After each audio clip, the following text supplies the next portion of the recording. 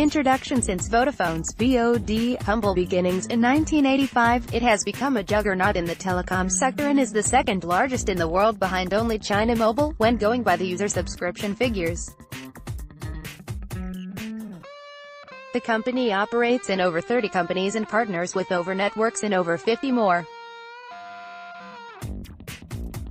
They were even responsible for enabling the world's first international mobile roaming call in 1991.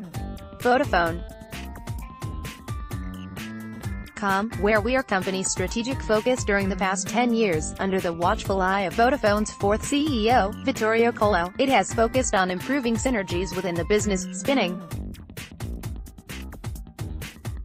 off assets and exiting from the USA market, then using the capital to make key acquisitions like the one announced last week, significantly bolstering its position in Germany and Eastern Europe. One negative was Vodafone's India service, which saw revenue decline by 18.7% and EBITDA by 34.5%. Due to the upcoming merger with Idea Cellular, the figures were excluded from Vodafone's group income statement.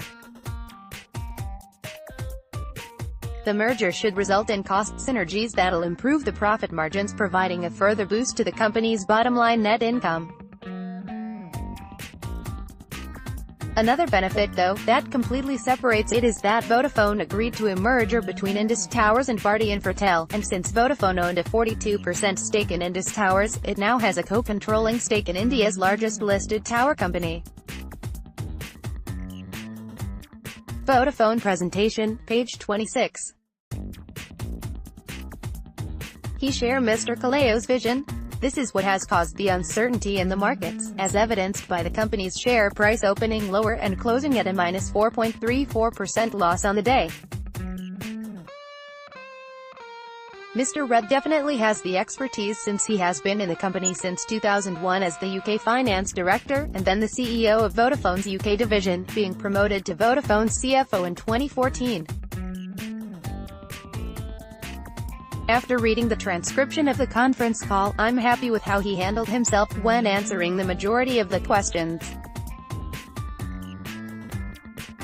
His mindset seems to be similar to that of Mr. Collo's in terms of focusing on cutting costs and increasing margins. He also had a firm grasp of the problems they're currently facing in Spain and Italy, as increased competition most likely means a reduction in pricing. Company financials. Vodafone Group's revenue saw a 2.2% decline but saw a 15.4% increase in operating profit, exceeding the company's previous guidance of 10% organic growth in EBITDA. Free cash flow also saw a huge 34% increase, solidifying that the dividend payout is safe. Free cash flow for the company came to €5,417 million, and with the dividends costing €3,920 million, we have a payout ratio of 72.36%. Now, for an investor who focuses on dividend growth, this would be a little worrying, as it highlights the fact that the company has little remaining free cash to spend on further dividend increases, and the company would need to continue growing to sustain that. To prove this point, the company announced an increase in the dividend by 2% to 15.07 euro cents.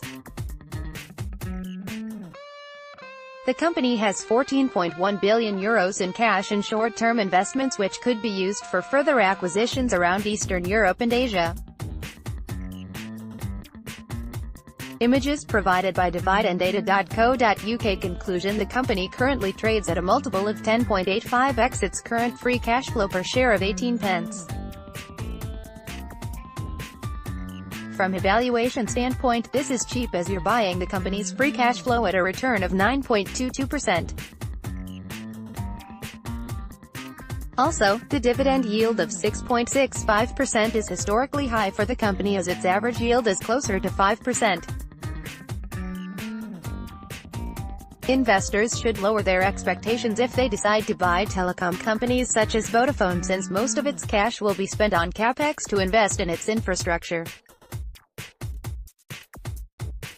These companies tend to operate like utilities and, therefore, usually underperform the market.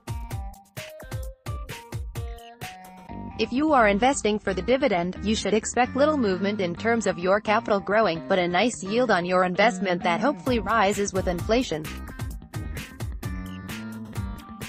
Author's note: if you appreciate this article and wish to be notified on future publications, either on my portfolio journey or research that I do for Seeking Alpha, please click on the follow button and feel free to either inbox me or leave a comment below.